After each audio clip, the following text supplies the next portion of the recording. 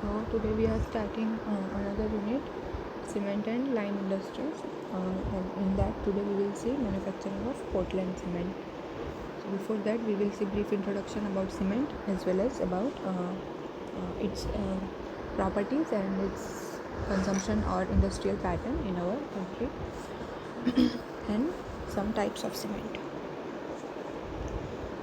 So cement is a generic name for powdered material which have plastic flow when mixed with a fluid. Generally we use it with water. In some cases other liquid may be used, and when we mix this powder with any liquid, or in majority of cases as we said water, it will form a solid structure, and depending upon the strengthening and its bonding properties, as well as depending upon the quantity of water and that is the ratio of water and cement, it will start solidifying and a solid structure will be formed. And the most common is the Portland cement, which is the basis for another cement and its derivative products. So if we want to say specifically for Portland cement, then it is a finely ground powder. Calcium, aluminum and silica are the main composition of Portland cement. These three components in different compositions form powder form of Portland cement. Then when it is hydrated, it forms a solid structure which is used in construction industries, and compressive strength of Portland cement is good.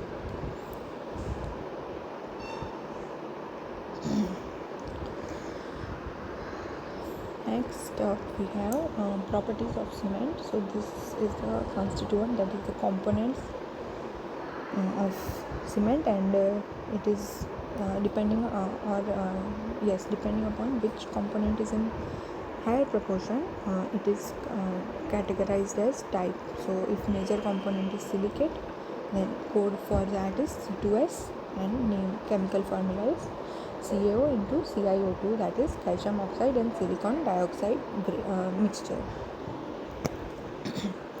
Similarly, there is aluminate type cement. Properties of cement depend upon the constituent, that which elements are there. Then high aluminum what we say, measure or quantity of aluminum or aluminum dioxide in this case. Then hydrated lime, COH twice is lime, and it is hydroxide type of cement.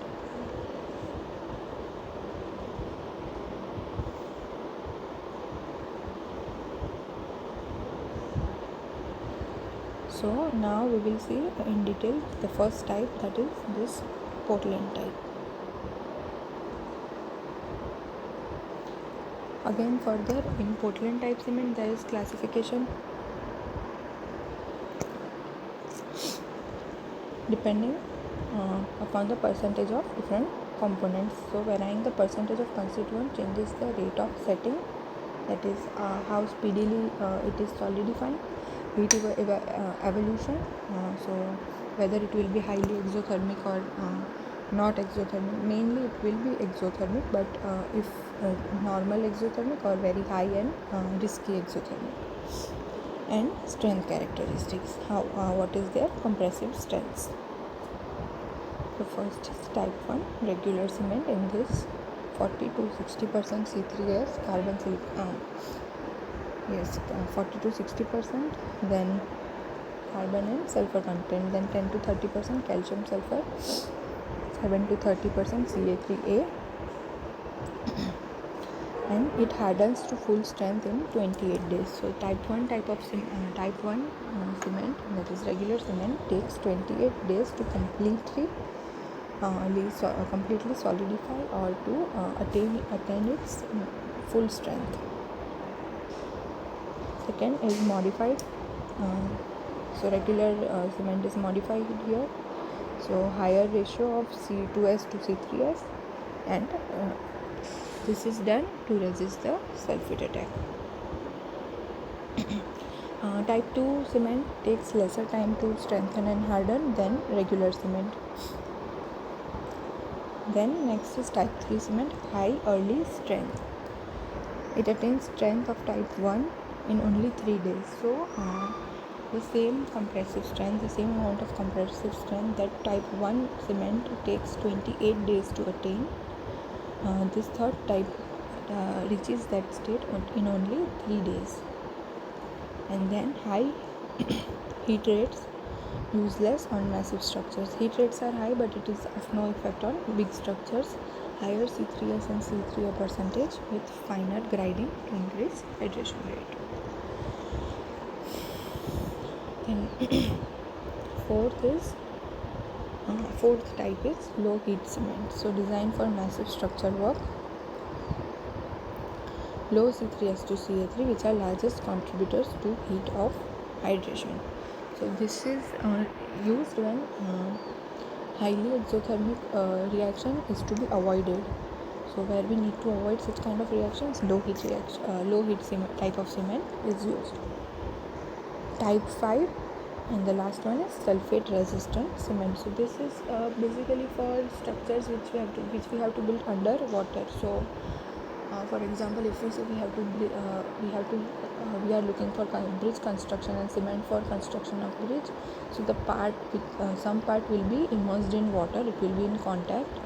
So for those kind of structures, sulfate resistant cement is good.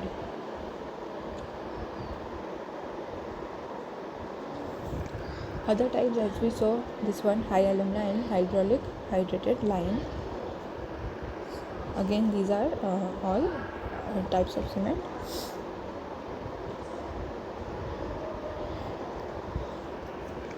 Next we have relative compressive strength characteristics.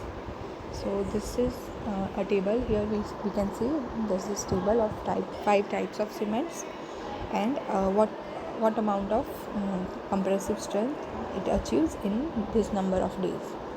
So this compressive strength is given in kg per centimeter square. So we can see type 1 cement takes 28 days to reach 340.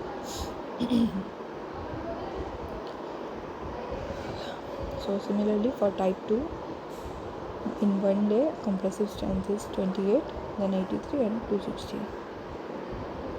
We can see in type 3 cement, yes, the one which was high early strength cement, the compressive strength values are much better than type 1 and 2.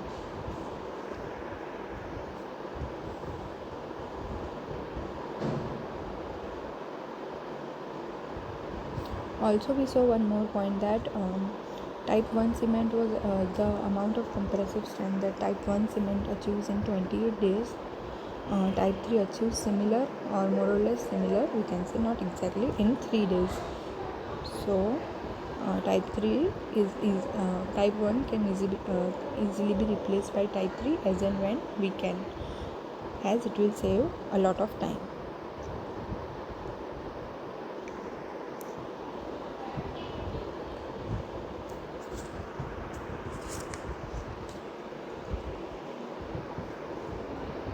Next we have history of cement industry. So India ranks 4th largest producer of cement in the world. We are just behind China, Japan and US. So first is China, second Japan, US, third and fourth is India. And with time our production is increasing only, and we are at 4th position currently. This industry has come a long way since first bag of cement was packed in the year 1914. That happened at Porbandar in Gujarat. So broadly speaking, the progress of cement industry falls into 5 stages, or we can say phases. The first period beginning from 1947 until 1980, so after independence, during which government had strict control over this whole cement industry by various policies. Then cement industry experienced a period of price and distribution controls in 1947 to 80.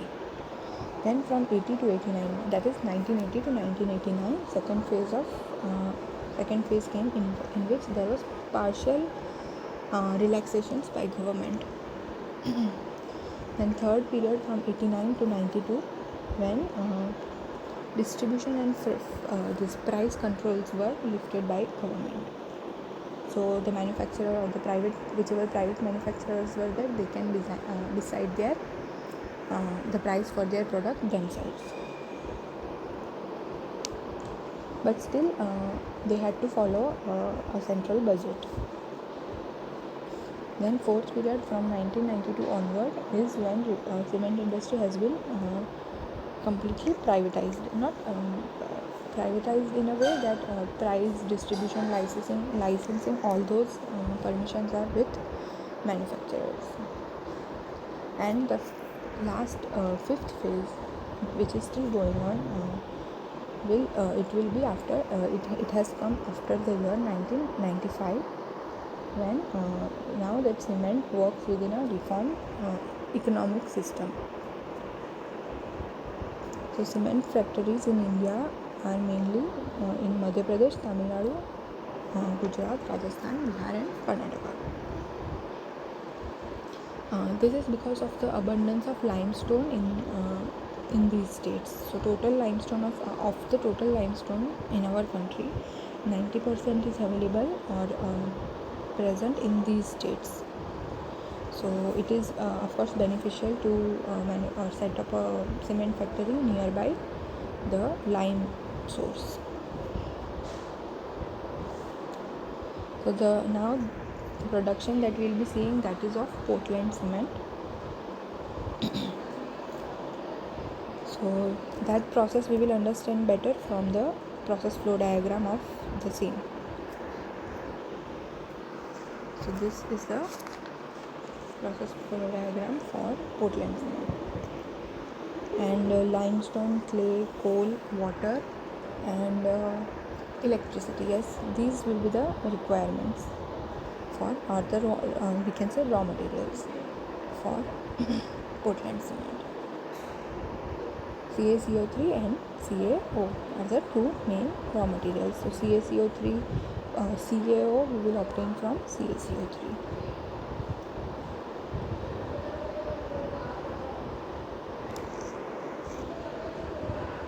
Now coming to the flow sheet, calcium carbonate is our main raw material, lime we will be using. So cement, we can see here the flow sheet starts from, as we can see, the top left arrow start cement grade limestone, and along with that clay, sand, iron containing minerals, gypsum and coal are taken into pulverizer and they are grounded. Like we grind them, grinding is done. Now this grinding may be wet or dry, and dry process plants are more dominant in India, because with dry process we can save on water costs. The sequence includes rough crushing followed by gyratory and hammer mills. So we can see crushing and hammering is happening from after pulverizer. This tube mill crushing and hammering takes place, and then drying and fine grinding again takes place. After being ground in pulverizer, in tube mills it will be more finely ground. That means even small sizes will be done. After that, air separation or with air separation will be done.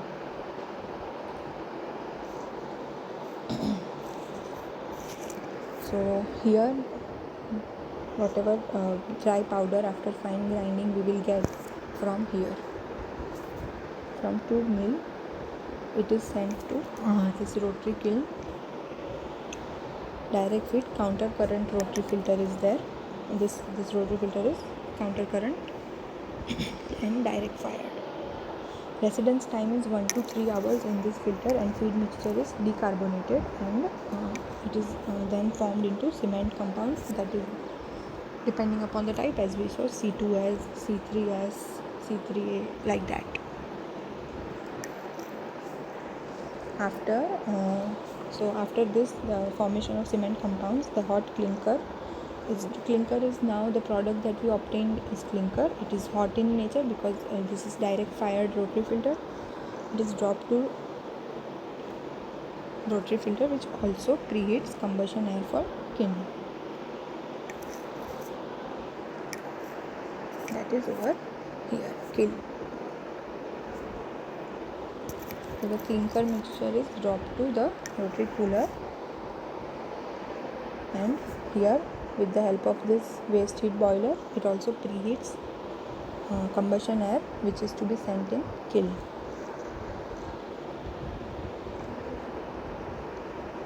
And flue gases are also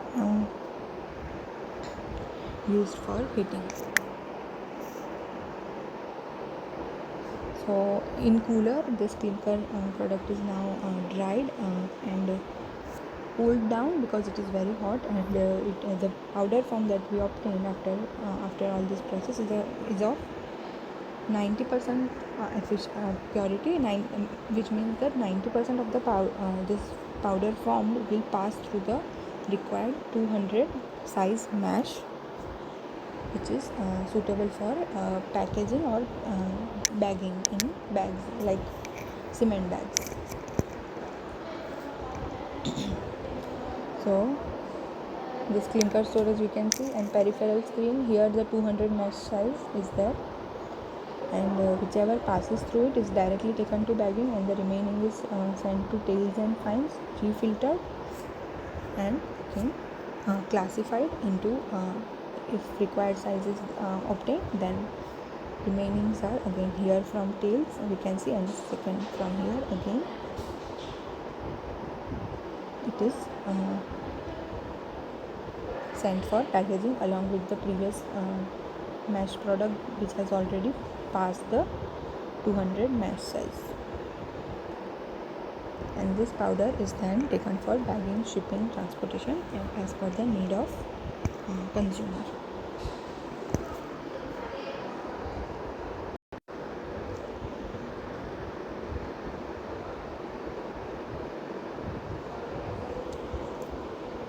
So next is major engineering problems of this process. So the first one is type of grinding. So here pulverizer is used. And after that for fine grindings, a separate tube mill is to be used. So we can improve and make it one equipment which can directly grind the raw material into fine powder. Next is design of kiln. So calcination involves decomposition of CaCO3 type products at higher temperatures. So heat duty is also required for evaporation. So this brings the main problem of exothermic reaction.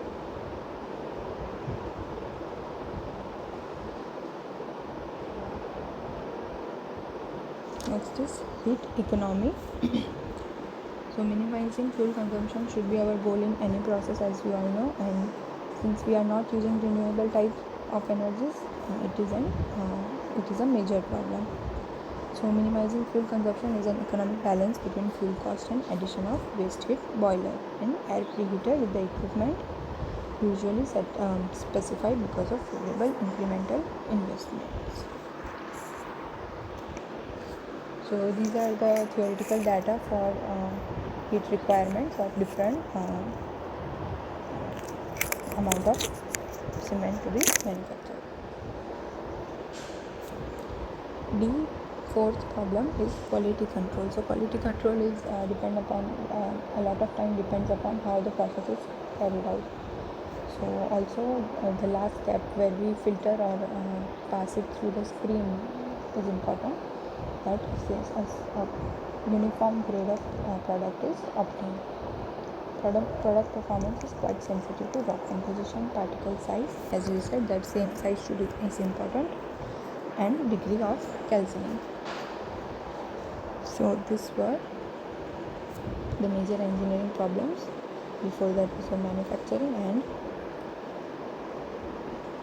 introduction about cement and its types. Then we saw manufacturing of Portland cement, which is most commonly used.